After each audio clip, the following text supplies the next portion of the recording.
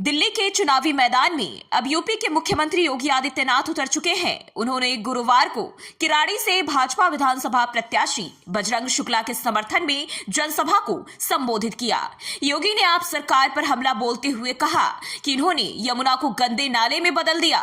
मेरी पूरी कैबिनेट ने कुंभ में डुबकी लगाई। क्या केजरीवाल की कैबिनेट यमुना में स्नान कर सकती है? इसके साथ ही उन्होंने कहा कि दिल्ली चुनाव के चलते आज मुझे यहाँ आने का अवसर मिला है। आज मुझे नजदीक से यहाँ की सड़कों को देखने का अवसर मिल रहा है। मैं कल ही प्रयागराज से लखनऊ आया हूँ।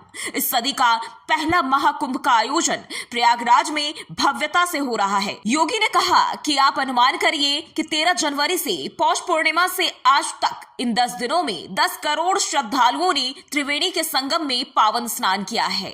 आप प्रयागराज में जाएंगे तो शानदार सड़कें मिलेंगी, कहीं गंदगी नजर नहीं आएगी और बिजली पूरे समय तक मिलेगी। सड़क से लेकर रेल तक और हवाई तीनों की बेहतरीन कनेक्टिविटी मिलेगी। अगर हम मुख्यमंत्री के रूप में और पूरी कैबिनेट के साथ संगम में स्नान कर सकते हैं तो मैं केजरीवाल जी से पूछता हूं कि क्या वो और उनकी कैबिनेट यमुना जी में स्नान कर सकते हैं? केजरीवाल ने यमुना को गंदे नाले में तब्दील कर दिया है। दिल्ली सरकार पर हमला बोलते हुए कहा कि सड़क पर गड्ढा है या गड्ढे में सड़क है। ये आज मैं खुद देख रहा हूं। ये छूट आपने एक व्यक्ति और उसके साथियों को क्यों दे दी? दिल्ली में इतना कूड़ा हर जगह है कि पूरी राजधानी की दुर्गति हो गई है। आज हमारे वाहनों को यहाँ उसी सीवर के पानी से गुजरना पड़ रहा है। आजकल अपने भाषणों में केजरीवाल बार बार यूपी की चर्चा कर रहे हैं, लेकिन उन्हें नहीं भूलना चाहिए कि आज यूपी पूरे देश में एक मॉडल के रूप में विकसित हुआ है। दिल्ली और नोएडा की सड़कों को स्वयं देखिए, दिल्ली और गाजियाबाद की सड़कों को देखिए। जमीन और आसमान का अंतर आपको खुद नजर आएगा। केजरीवाल ने अपने गुरु अन्ना हजारे को धोखा दिया।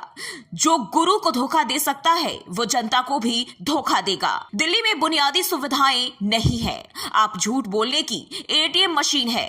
आम आदमी पार्टी ने दिल्ली की तस्वीर को बदसूरत कर दिया। आम आदमी पार्टी को सत्ता में आने का कोई अधिकार नहीं है। आम आदमी पार्टी दिल्ली में घुसपैठियों को आधार बांट रही है। रोहिंग्या को दिल्ली में बसाया जा रहा है। अरविंद केजरीवाल राष्ट्रीय सुरक्षा के साथ खिलवाड़ कर रहे हैं। इन्होंने यहाँ दंगे तक करवाए। उन्होंने दिल्ली को तो एक कूड़ा घर बना दिया है।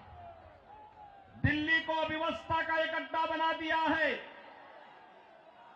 आजकल मैं सुन रहा हूं अपने भाषणों में से अरविंद केजरीवाल जी बार बार उत्तर प्रदेश की चर्चा कर रहे हैं, लेकिन उनको भूलना नहीं चाहिए अब मॉडल के रूप में उत्तर प्रदेश को लोग देख रहे हैं। मैं पूछना चाहता हूं, दिल्ली के अंदर भी ओखला औद्योगिक क्षेत्र है